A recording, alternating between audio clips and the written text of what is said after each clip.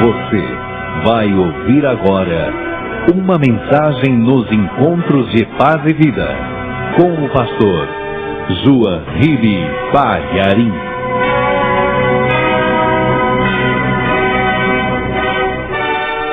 Evangelho de Marcos, capítulo 6, verso 3. Está escrito o seguinte: não é este o carpinteiro, filho de Maria, e irmão de Tiago, e de José, e de Judas, e de Simão? Jesus está ali em Nazaré, falando coisas que nunca ninguém tinha ouvido antes, e as pessoas estão admiradas que ele possa estar proferindo aquelas palavras, sendo tão somente um carpinteiro. E eu quero frisar esta frase inicial: não é este o carpinteiro? Amém, igreja? Como pode? Ele é só um carpinteiro. Não é este o carpinteiro? E começa até a falar da família de Jesus, da mãe de Jesus, dos irmãos de Jesus. Como que ele pode estar falando isso sendo apenas um carpinteiro? Amém? Então agora, desocupe as suas mãos e faça o possível para dar a melhor salva de palmas para a palavra de Deus. Isso, enquanto você aplaude, diga glória a Deus. Diga mais alto, mais forte, olhando para o alto, tirando de dentro das suas entranhas, dizendo para Deus: glória ao teu nome. Dizendo para Jesus: bendito seja o teu nome, Senhor. Isso glorifica mais ainda, aplaude mais ainda.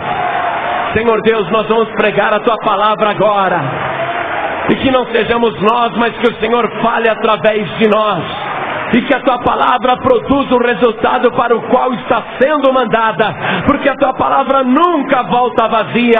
Antes, a tua palavra prospera naquilo para o qual está sendo enviada, e que assim seja feito agora, em nome do Senhor Jesus. Amém. Diga amém, Jesus. Poder sentar, igreja. Pastor, novidade nenhuma. Todo mundo sabe que Jesus é carpinteiro, foi carpinteiro. E durante 30 anos antes dele começar a pregar, ele cresceu praticamente lá na carpintaria, acompanhando o seu pai adotivo José, que ele, quando era menino, vivia lá dentro da oficina, gostava, pegava as ferramentas, brincava, cresceu lá dentro. E sendo ele o primogênito, o mais velho dos filhos que Maria teve, ele acabou ajudando o pai ali na oficina, na carpintaria. Qual a novidade, pastor? Pois bem, vamos começar um pouquinho mais devagar. Quando Jesus foi crescendo dentro daquela carpintaria e foi aprendendo o ofício de carpinteiro, você vê que ele não precisava aprender, ele podia até ensinar, mas como uma criança que cresce e se desenvolve, ele foi observando as ferramentas e vendo que as ferramentas tinham diferentes utilidades. Apesar de ser uma carpintaria rudimentar, Jesus, ainda criança e crescendo lá dentro da carpintaria, ele foi vendo que, por exemplo, a serra de ferro, toda dentada, servia para cortar a madeira, serrar as tábuas. E ele também foi aprendendo que quando a madeira estava áspera, se usava uma espécie de plaina, com uma lâmina de ferro afiada na ponta, que era para aparar as arestas das madeiras e tirar os nós, enfim, alisar a madeira, aplainar a madeira. E usava-se também um compasso para poder medir o meio da madeira, ou então para multiplicar várias medidas através do giro de um compasso bem rudimentar, e até a régua, uma régua muito simples era usada. Pois bem, ele foi aprendendo tudo isso. E na carpintaria havia outras ferramentas que eram importantes no início de qualquer trabalho e no final do trabalho. Por exemplo, no início do trabalho, O carpinteiro, ele precisava de madeira, ele precisava rachar a lenha. E o que ele usava? Usava um machado. Amém, igreja? Esse era o início do trabalho. E depois que se usava todas as demais ferramentas, como o serrote, a plaina, o compasso, a régua, depois pegava-se a madeira e todo aquele conjunto de esforço só podia ser finalizado se usasse o martelo e o prego. Amém? Então, para finalizar o trabalho, para organizar aquele conjunto que estava todo espalhado, para ligar, para juntar, era necessário usar o martelo e o prego. Então, o carpinteiro fixava a madeira e ia dando forma variada ao objeto. Finalmente, ele procurava usar uma cera natural para dar um polimento, um brilho aos móveis fabricados. Amém? Muito bem. Jesus era carpinteiro. Eu acredito que o melhor carpinteiro que já existiu. Você também acredita nisso? Eu acredito que os móveis que Jesus fabricava tinha garantia permanente. Nenhum defeito. Feito com o maior capricho como nenhum outro carpinteiro tinha. Você acredita nisso de verdade? Eu acredito piamente que os móveis feitos pelas mãos daquele carpinteiro eram especiais. Pois bem. E a gente vai descobrir que não foi por acaso que ele teve aquela função, aquele trabalho. Principalmente com relação ao tema que nós queremos passar, o tema principal. Vamos transportar agora tudo isso que nós falamos para o mundo espiritual. Muito bem, Jesus, o melhor carpinteiro que já existiu. Utilizando no início do trabalho um machado para rachar a lenha, para fazer as tábuas, para começar o trabalho. Então Jesus utiliza o machado. Você já está compreendendo o significado do machado, a utilidade do machado, é para o início do trabalho. Os demais elementos, as demais ferramentas usadas na carpintaria, a serra, a plaina e também o compasso, a régua, ferramentas importantes que fazem parte do trabalho. Então vamos agora crer que a obra de Deus é uma grande carpintaria. Amém, igreja? A obra de Deus é uma grande carpintaria e o chefe da carpintaria não mudou. Continua sendo o mesmo carpinteiro. Jesus continua sendo o principal executivo dessa carpintaria. E ele usa várias ferramentas. Algumas pessoas na igreja são usadas como plaina. Sabe, para parar arestas, para tirar conflitos, para conciliar situações, para aplanar dificuldades. Outras pessoas são usadas como compasso, que é para dar um compasso na carpintaria, porque senão a coisa para, não é? Então alguns são usados para fazer aquela medida se multiplicar, se repetir, é dar o compasso na carpintaria. Outros são usados como uma régua, para medir o crescimento da obra, para avaliar como é que a obra está indo, o que precisa ser feito e onde a medida está faltando, para corrigir. E cada um é usado de diferente maneira dentro dessa carpintaria. E todas aquelas tábuas que o machado cortou, elas têm que ser trabalhadas. Quem são as tábuas, igreja? As pessoas. Amém? As vidas que são trazidas para dentro dessa grande carpintaria onde Jesus é o principal executivo. Mas para poder dar forma, para poder fazer ligamento e juntar as coisas e dar forma perfeita, a obra que o carpinteiro Jesus está fazendo na terra, do que ele precisa? Ele precisa do martelo e ele precisa dos pregos. Por que você é o martelo de Deus? Porque você está sendo chamado, está sendo levantado ou já foi levantado para pregar. Não prego de madeira, não prego de ferro, não prego de alumínio nem de aço, mas para pregar a palavra de Deus. Tu és o meu martelo. Eu quero te usar para pregar, para dar forma à minha obra, para fazer aqui o melhor que eu posso fazer através de você. E Jesus quer ensinar o ofício.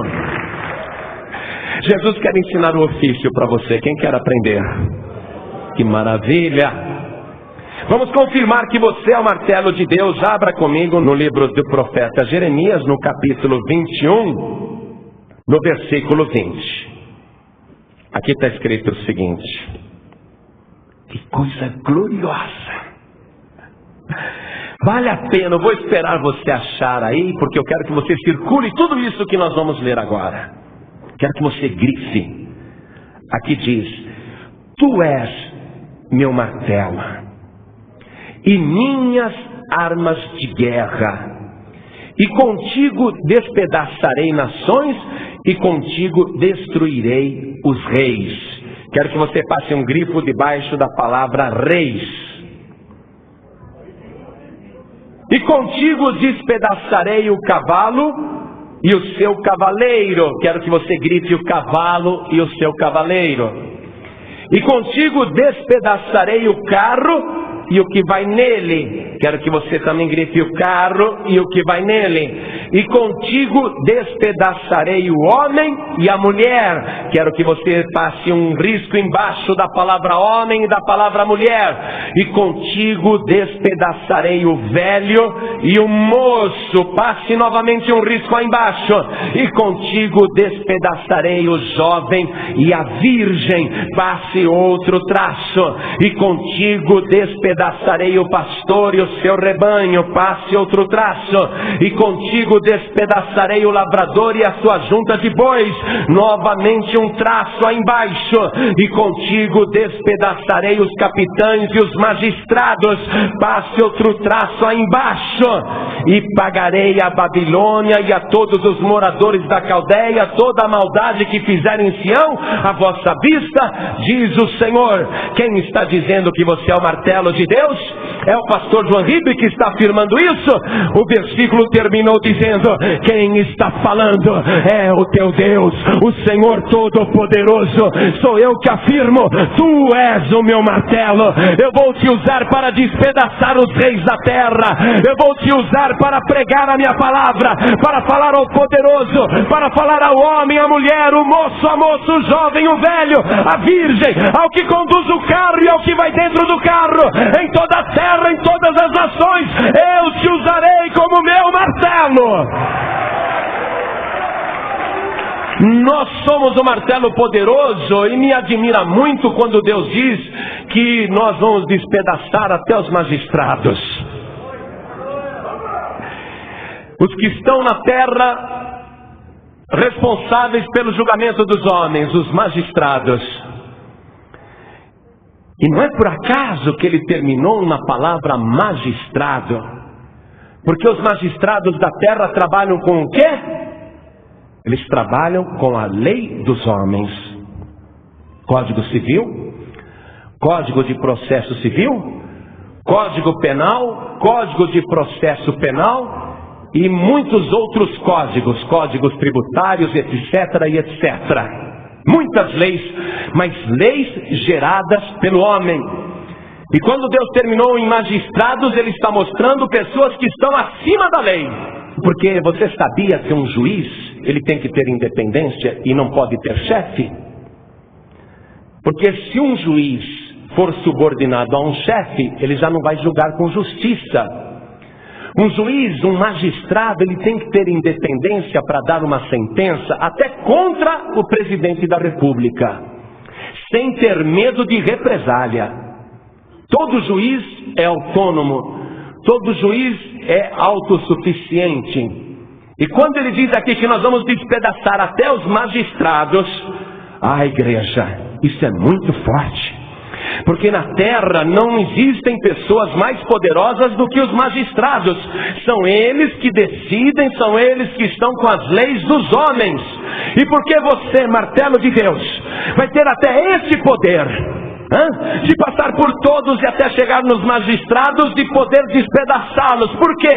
Porque você não está trabalhando com a lei dos homens, nem com o Código Civil, nem com o Código de Processo Civil, nem com o Código Penal, mas você está trabalhando com a palavra do Deus Todo-Poderoso, a palavra que está acima dos magistrados, a palavra do verdadeiro magistrado.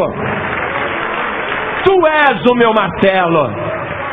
Você sabe que eu mesmo, quando fui compreendendo essas coisas, fiquei muito metido. Eu sou o martelo de Deus. Nessa lista que nós passamos aqui, que você foi grifando um por um, começa com gente poderosa, com os reis, passa por todo tipo de pessoa, até pelos irracionais, até por aqueles que dão coices contra a palavra, até contra aqueles que são rebeldes com a palavra, passa pelo homem, pela mulher, pelo moço, pela moça, pela virgem, por todos, passa por cada vida aqui, lavrador, até a pessoa que está no campo, até o humilde lavrador, e termina no magistrado. Sabe o que isso quer dizer? Que a tua função é tremenda. Quando você abre a tua boca diante da igreja, ou em qualquer lugar, no meio daquela multidão tem gente de todos os níveis sociais. Há ricos e poderosos, há políticos e há povo, há autoridades e há governantes, e há gente muito humilde, gente até analfabeta, mas a palavra, o poder que está no martelo, o poder que você tem quando você começa a despedaçar, então você consegue falar com cada coração que está te ouvindo. Todos que estão ouvindo as palavras que saem da tua boca, os seus corações, ainda que sejam duros, ainda que sejam corações de pedra, eles são despedaçados. Eu quero citar apenas que aqui no versículo 24, quando diz: e pagarei a Babilônia e a todos os seus moradores da Caldeia. Sabe, a Babilônia, os caldeus, é o símbolo do misticismo, é o símbolo do inferno, é o símbolo da perdição. Nós temos esse poder sobre reis, sobre todo o povo, e até sobre os magistrados. Mas o nosso poder ultrapassa isso. Deus nos chamou para ser um martelo poderoso que é capaz de despedaçar até as fortalezas do inferno. Quando você agita a palavra, quando você é usado como martelo, você despedaça a Babilônia, você destrói as fortalezas da Caldeia, você destrói a terra dos caldeus. O inferno cai diante de você pelo poder que está no martelo de Deus. Você tem orgulho dessa tua função? Tu és o meu martelo e minhas armas de guerra.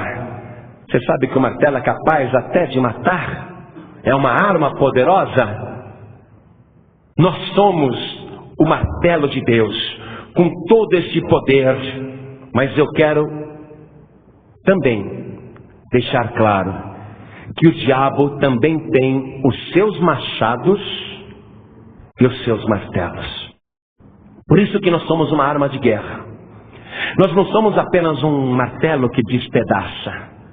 Nós somos também um martelo que é uma arma de guerra. Por quê? Porque o diabo também tem os seus machados e o diabo também tem os seus martelos. Leia comigo no livro do profeta Isaías, capítulo 44, no versículo 12. Você vai acompanhar comigo e vai continuar grifando.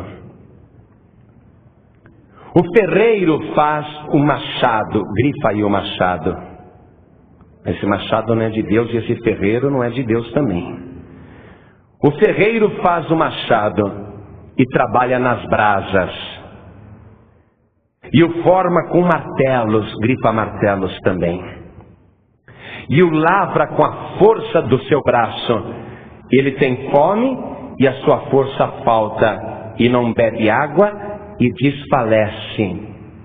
São ferramentas usadas por este ferreiro, mas são ferramentas fracas. São ferramentas que têm pouca força e são ferramentas que desfalecem. E assim como Jesus é o carpinteiro, o diabo também tenta ser o carpinteiro.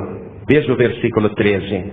O carpinteiro estende a régua e emprega a almagra, e aplana com o cepilho, e marca com o compasso, e faz o seu Deus, e Deus com letra minúscula, um Deus feito pela mão desse carpinteiro aí, faz o seu Deus à semelhança de um homem, segundo a forma de um homem, para ficar em casa. Você está vendo que está falando de um Deus minúsculo, um Deus criado conforme a imagem do homem, quando é justamente o contrário. O homem foi criado à imagem de Deus. Mas esse carpinteiro é um falsificador, porém ele usa também ferramentas parecidas. E veja o versículo 14. Tomou para si cedros, ou toma um cipreste, ou um carvalho, e esforça-se contra as árvores do bosque. Ele se esforça contra as árvores do bosque, porque o machado, o que o machado faz? Ele pega a árvore e ele corta para fazer as tábuas. Então o diabo também trabalha com a mesma matéria-prima, se esforça contra as árvores do bosque, planta um almeiro e a chuva o faz crescer. Então servirão ao homem para queimar. Com isso se aquenta e coze o pão. Também faz um Deus e se prostra diante dele, fabrica uma imagem de escultura e ajoelha diante dela. O carpinteiro, Satanás, usa machados e martelos, plainas e serras e pregos. Ele usa as mesmas ferramentas para fabricar um Deus à imagem do homem. E ele faz uma imagem de madeira.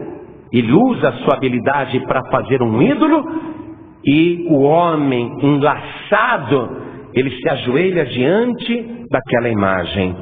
Metade queima, a metade o homem coloca na lareira, faz a fogueira, faz a comida, com a outra metade come carne, assa e farta-se. Também se aquenta e diz: ora, já me aquentei, já vi o fogo. Então do resto faz um Deus, uma imagem de escultura, ajoelha-se diante dela e se inclina e lhe dirige a sua oração e diz: livra-me, porquanto tu és o meu Deus. A pessoa pede por um pedaço de madeira. Nada sabem, nem entendem porque se lhe untaram os olhos para que não vejam, e o coração para que não entendam. E nenhum deles toma isso a peito, e já não tem conhecimento nem entendimento para dizer: metade queimei e cozi pão sobre as suas brasas, e assei sobre elas carne e a comi. E faria eu do resto uma abominação? Ajoelhar-me-ia eu ao que saiu de uma árvore?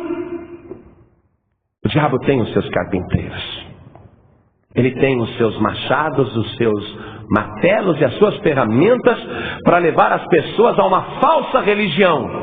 Por isso que nós somos uma arma também de guerra.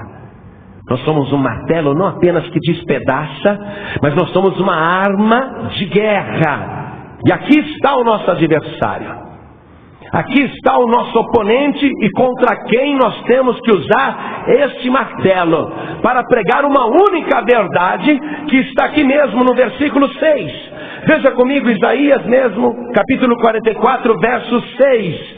Assim diz o Senhor, Rei de Israel e seu Redentor, o Senhor dos exércitos: eu sou o primeiro e eu sou o último, e fora de mim não há Deus. E quem chamará como eu e anunciará isso e o porá em ordem perante mim, desde que ordenei um povo eterno? Este que anuncia as coisas futuras e as que ainda hão de vir. Não vos assombreis, nem temais martelos meus. Porventura, desde então, não vou-lo fiz ouvir e não vou-lo anunciei, porque vós sois as minhas testemunhas, vós sois os meus martelos. Há outro Deus além de mim? Não há outra rocha que eu conheça. Nós somos o martelo para anunciar esta verdade. Não existe outro Deus, não existe outra rocha, não há outro Senhor. Nós somos este martelo que despedaça com a mentira e que tem poder de ferir o diabo e de destruir as obras do diabo. Eu quero continuar lendo com você e mostrando, ainda em Isaías, porém agora no capítulo 41, que o diabo, apesar de ser combatido pelos martelos de Deus, ele anima também os seus martelos.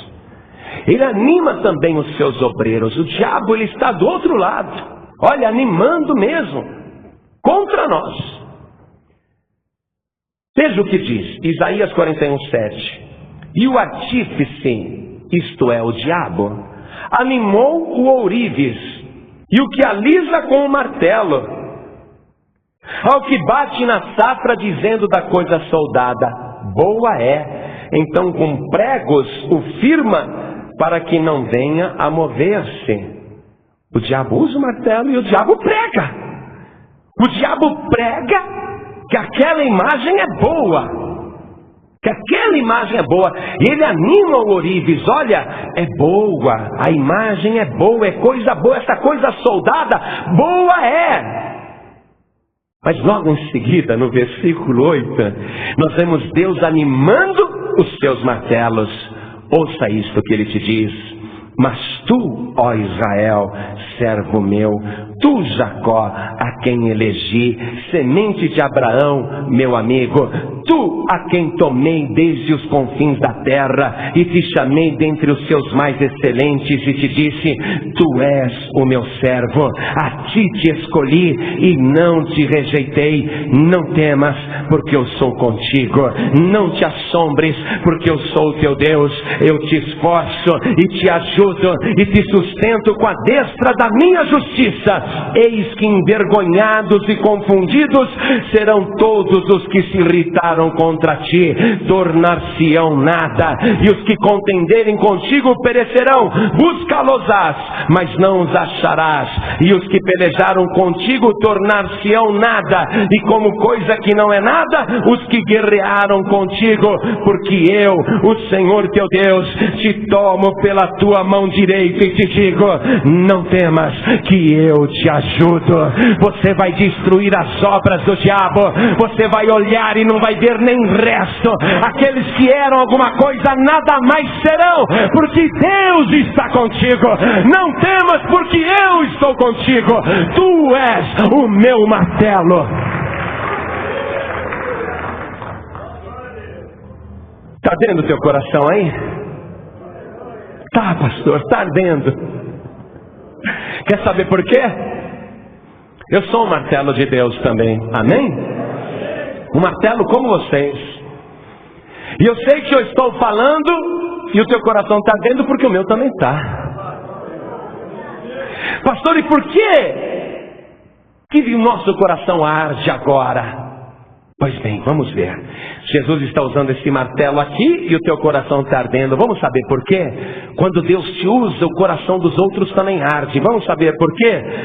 Em Jeremias, capítulo 23, no versículo 29. Olha a resposta. Não é a minha palavra como fogo, diz o Senhor, e como um martelo que esmiuça a penha? Teu coração está ardendo Porque Deus está usando esse martelo aqui, e a ferramenta que nós estamos pregando, o prego que nós estamos fixando, é a palavra de Deus.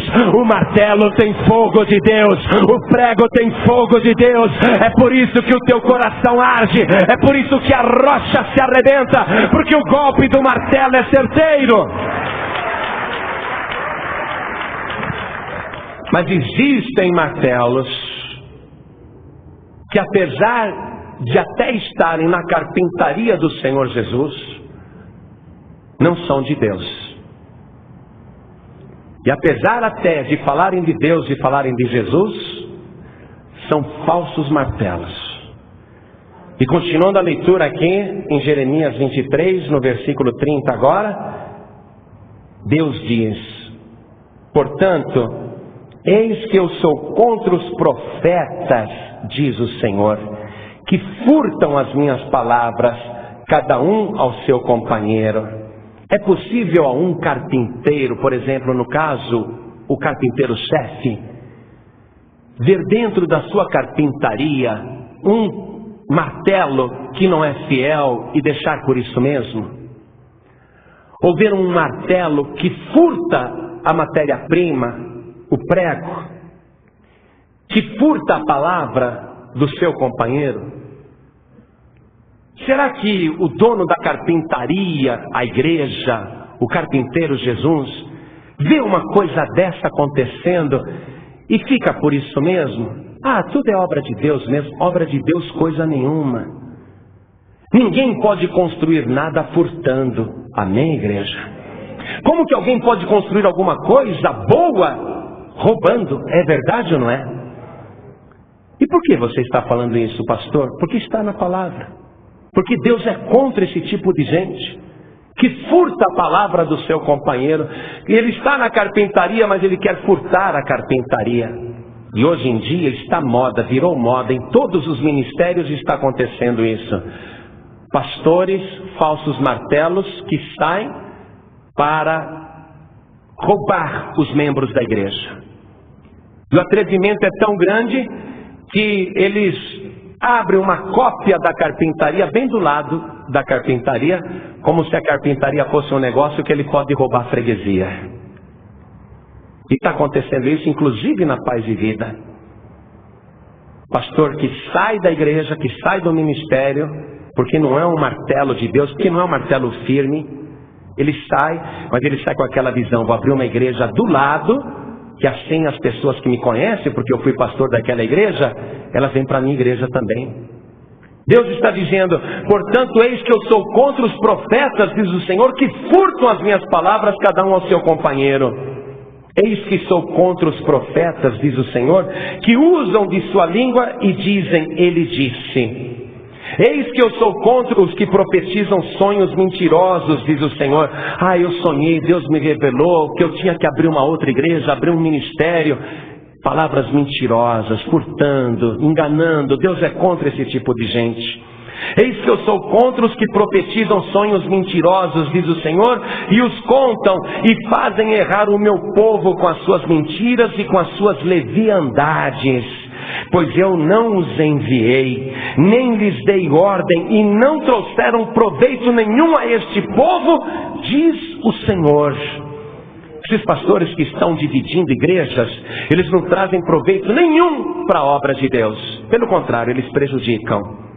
E eles usam mentira: porque Deus me revelou que já era o meu tempo de sair, porque eu já abri essa igreja aqui, foi revelação de Deus, vem para a minha igreja. E ele abre do lado para fazer isso, roubando. Só que ele não acrescenta nada, nenhum proveito a este povo, diz o Senhor. Eu me lembro, quando nós estávamos na Rio Branco, a primeira igreja da Paz e Vida, e nós só tínhamos duas igrejas, a Rio Branco e a da favela da Funchal. E aí Deus começou a abençoar o trabalho, e o povo começou a vir, mas era uma coisa tão tremenda, que as pessoas desciam do ônibus na Avenida Rio Branco e saíam correndo para a igreja, porque a unção que elas esperavam receber era tão grande que elas saíam correndo do ponto de ônibus e com o coração disparado: será que hoje eu vou conseguir entrar na igreja? Porque ontem eu vim e não consegui entrar. As pessoas corriam e quando chegavam lá não dava para entrar mesmo, não tinha como entrar, não tinha como entrar. As pessoas voltavam tristes porque a igreja da Rio Branco estava explodindo e a igreja não comportava todo o povo que vinha de todas as partes. E nós alegres com a obra. Mas chegou um pastor do Rio de Janeiro, trazendo até uma carta de recomendação que mais tarde nós ficamos sabendo que era falsificada. Mas nós não estamos naquele espírito de ficar criticando, averiguando. Não, queremos fazer a obra. Mas o diabo também tem os seus falsos martelos que ele introduz dentro da igreja. E aquele era um. Mas Deus, ele toma conta, porque a obra é dele. Amém, igreja? Deus toma conta, eu não estou nem um pouco preocupado com isso, não mesmo. Mas eu notei que muitos jovens da igreja já estavam faltando. E eu perguntei, o que está acontecendo? E ninguém me dizia. E aquele pastor que tinha chegado do Rio de Janeiro, ele se enfurnou na casa de uma irmã separada do marido e tinha 2 crianças pequenas. Ele se enfurnou lá dentro a pretexto de hospedagem. E ele começou a dizer que era profeta. E mesmo dentro da nossa igreja, assim, sem que nós soubéssemos, ele pegava as pessoas para orar e ficava profetizando. E você sabe como que é novo convertido, né? Ouve línguas e ouve falar, oh meu servo, a pessoa já acha que é Deus mesmo falando. A pessoa pensa que é Deus. A Bíblia manda julgar as profecias e os profetas. E as pessoas começaram a acreditar. E ele foi fazendo aquele trabalho contra nós por fora. E os ingênuos começaram a acreditar que ele realmente era profeta, e eu não estou sabendo de nada disso. Um dia eu pergunto, cadê os jovens da igreja?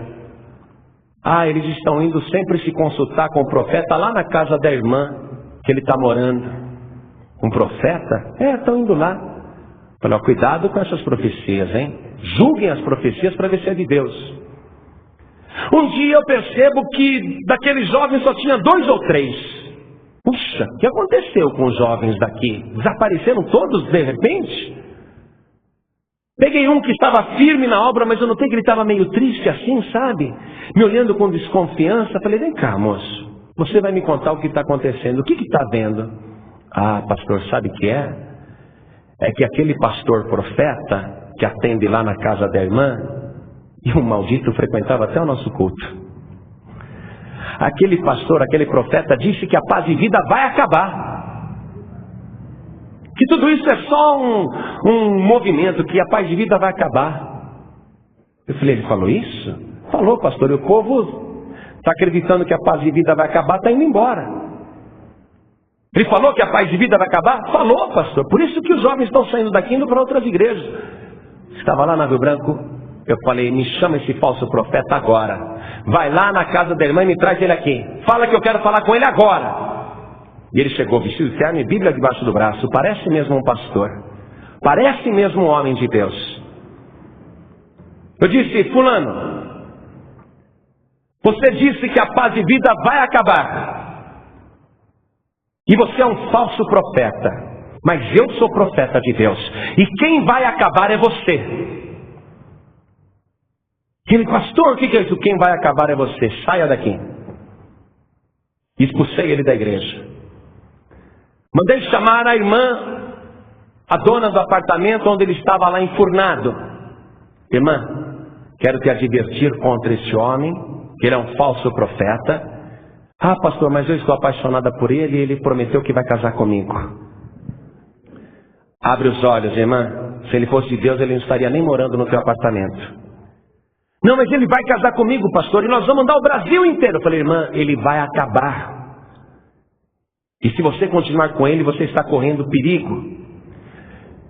E ela me olhou assim com desprezo, como se eu estivesse enciumado, com inveja, como se eu não compreendesse as coisas de Deus, e ela sim. E ela falou, pastor, mas eu vou acompanhá-lo, eu estou saindo da paz e vida. Puxa, que tristeza que me deu aquilo, meu coração doeu. Falei, não faça isso, Cristiane. Não faça isso, não acompanhe esse homem, ele não é de Deus.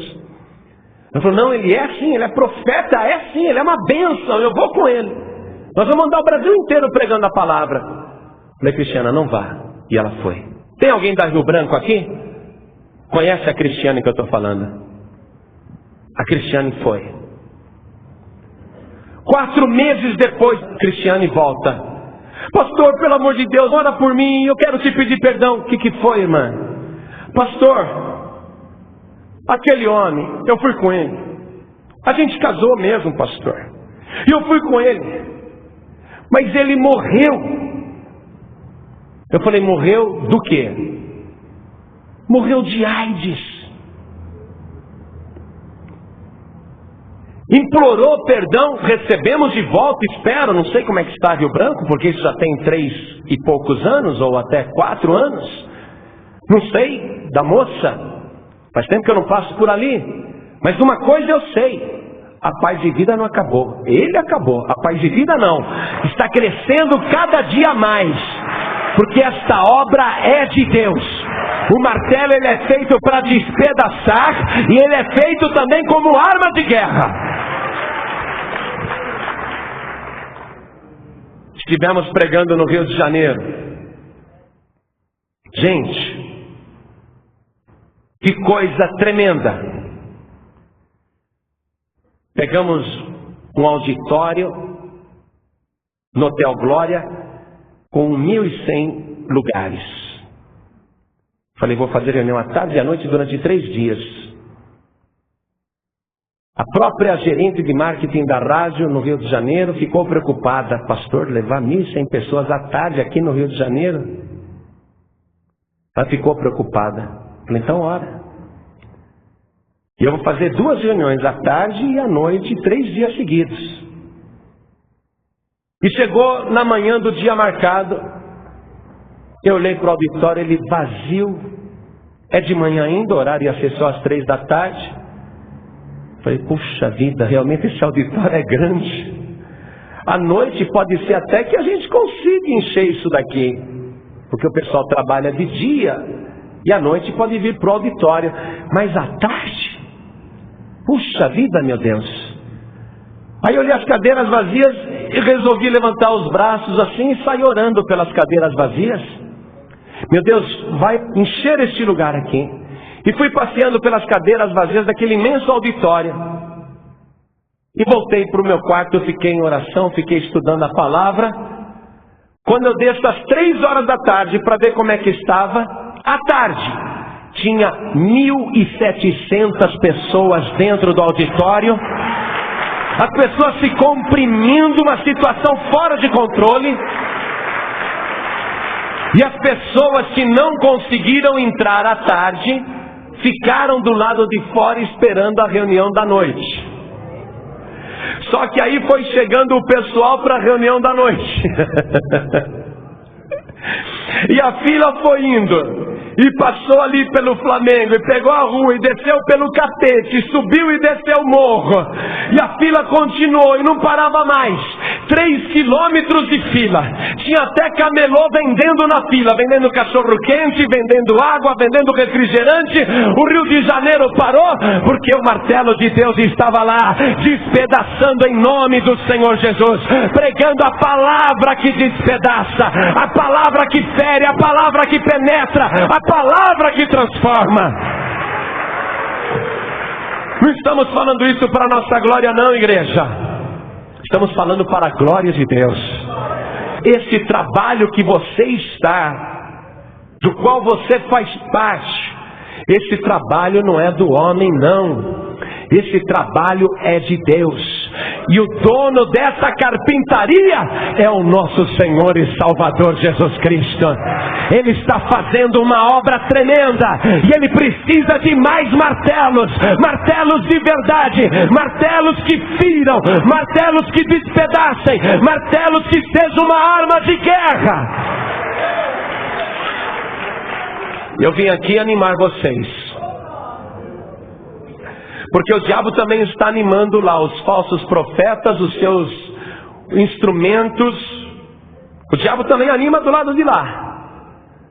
A diferença é que o diabo anima do lado de lá, mentindo. E do lado de cá, o Espírito Santo nos anima com a verdade verdadeira. O ânimo que nós recebemos não é falso, não, é um ânimo de verdade.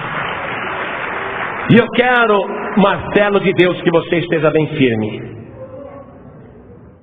Eu quero que o cabo esteja bem firme na cabeça do martelo, porque tudo é uma coisa só e não pode estar frouxo.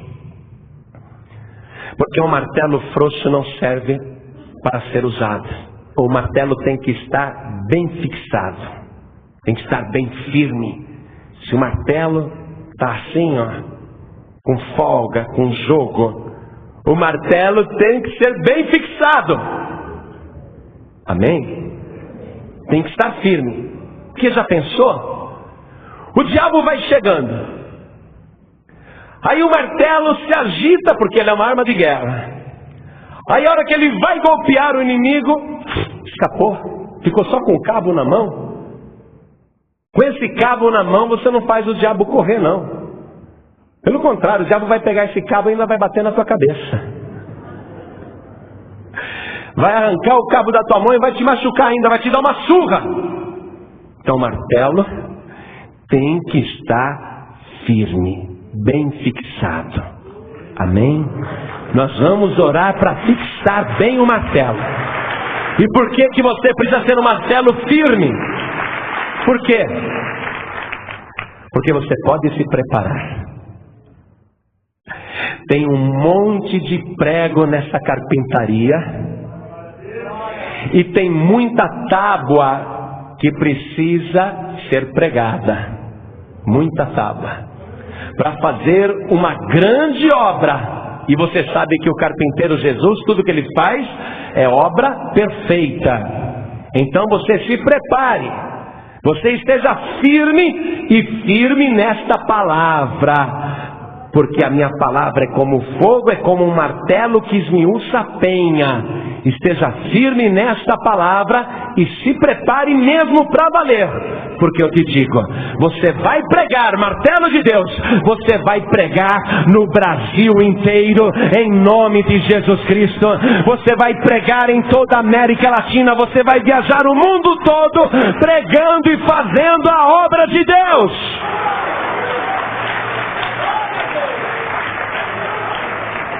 Pastor João Ribe, eu quero ser sincero com Deus hoje, pastor. Eu reconheço que eu tenho sido um martelo meio frouxo. Não estou bem ajustado. Reconheço, pastor, que eu tenho sido um martelo que não tem trabalhado nem pregado muito. Reconheço que eu sou um martelo que não tem cumprido aquela função que o grande carpinteiro quer que eu faça nesta obra. Eu gostaria então que ele me ajustasse, que ele mesmo, como carpinteiro, e esta é a função do carpinteiro, ele mesmo conserta as ferramentas, amém? Você é uma ferramenta de Deus? Ele mesmo conserta as suas ferramentas. Pastor, eu gostaria que o grande carpinteiro me consertasse, porque eu quero ser uma ferramenta preparada para esta grande obra. Pastor, eu quero que Deus, o carpinteiro Jesus, me faça firme nesta obra, para que eu não vá atrás de canto de sereia, nem atrás da conversa de falso profeta, para que eu não seja seduzido pelo diabo, para que eu não cometa o erro que os outros cometeram, porque os que saíram estão fazendo um trabalho sem expressão nenhuma, estão desanimando, estão caindo, porque Deus é contra eles, e eu não quero que Deus fique contra mim. Eu não quero perder o meu ministério, como muitos já perderam, e é verdade. A gente até lamenta porque eram martelos que, se ficassem na carpintaria, seriam bem ajustados, úteis, com grande futuro nessa grande obra. Mas jogaram fora tudo, porque foram enganados por aquele falso carpinteiro que trabalha contra as árvores e que trabalha contra a obra. Pastor, eu não quero ser mais um a fazer uma história triste. Eu não quero ser mais um que as pessoas se lembrem dizendo: puxa, tinha um grande futuro, olha como ele está agora. Eu não quero ser mais um. Pastor, eu quero estar bem ajustado. Eu quero ser uma ferramenta poderosa na mão de Deus. Eu sei que eu sou um martelo de Deus. Eu sei que eu sou. Mas eu quero aquele fogo. Eu quero ser um martelo que realmente despedaça. Um martelo usado nas mãos de Deus. Eu quero ser esse martelo, pastor. Eu quero ser uma bênção nas mãos de Deus. E o que Deus precisa fazer em mim para me consertar, e eu sei que eu preciso de conserto, eu quero que Deus faça. Então eu quero orar com você. Se esta é realmente a tua disposição, eu quero te declarar isto. Sofremos, passamos grandes lutas, é verdade.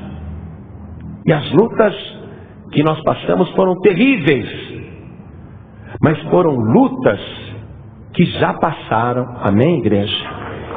Foram lutas que já terminaram. É como se tivesse tido uma grande tempestade e parecia que o mundo ia desabar. Parecia que o céu ia cair sobre as nossas cabeças. Parecia que tudo estava acabando. Não. Mas nós ficamos firmes como martelos de Deus.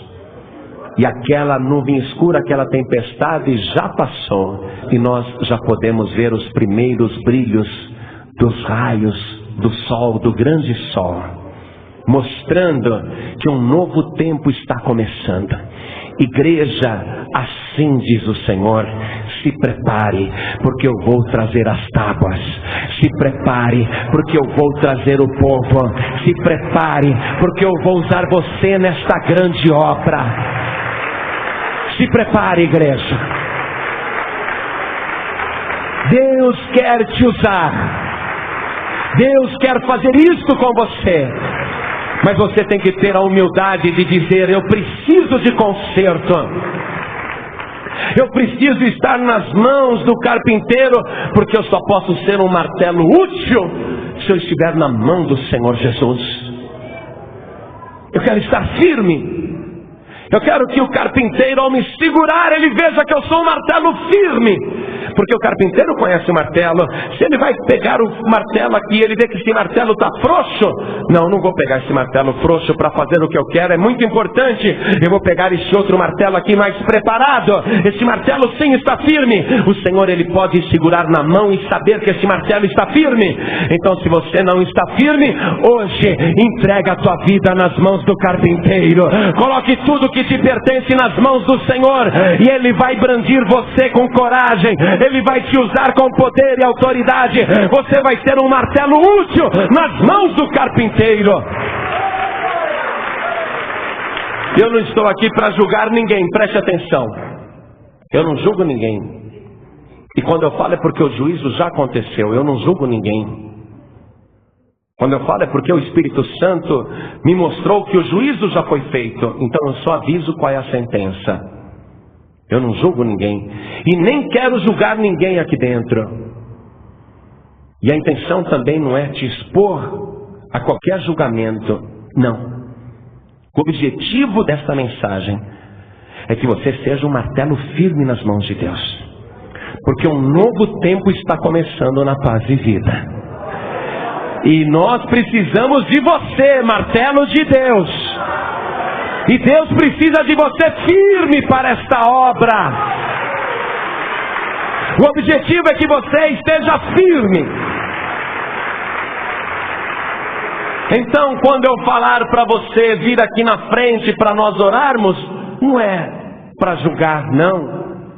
É para orar para você ser consertado. Para o martelo se tornar firme. Mas para o martelo se tornar firme, quem arruma é o carpinteiro. A ferramenta não está boa, vou precisar dela, deixa eu consertá-la. Preciso colocar aqui alguns pontos para firmar, preciso colocar uma cunha aqui, porque essa pessoa abriu uma brecha. Esse martelo está com uma brecha aqui no cabo, e esse cabo vai se romper inteiro, esse martelo logo não vai prestar para nada. E eu preciso fechar essa brecha, eu vou colocar uma cunha aqui. Quem conserta o martelo é o carpinteiro, amém? Bem-aventurados aqueles que se humilham, porque os que se humilham serão exaltados. Se você sente no coração que você precisa desse conserto, para que o martelo seja ajustado, para que a brecha, a rachadura seja consertada, para que o martelo seja bem fixado, e se você quer se colocar nas mãos do carpinteiro, então não fique no teu lugar não. Vem aqui para frente em nome do Senhor Jesus. Eu quero ser um martelo cada dia mais firme. Quero ser um martelo cada dia mais útil. Deus me livre de achar que o meu ajuste está bom. Se eu estou trabalhando, eu acredito que eu posso fazer mais. Se o carpinteiro me der mais um trato aqui, o martelo vai melhorar. Amém? Se ele der mais uma ajustada nesse martelo aqui, eu vou dar na cabeça do diabo.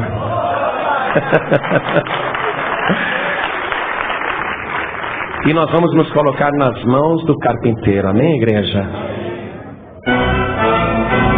Você acabou de ouvir uma mensagem nos Encontros de Paz e Vida, com o pastor João Ribe Palharim.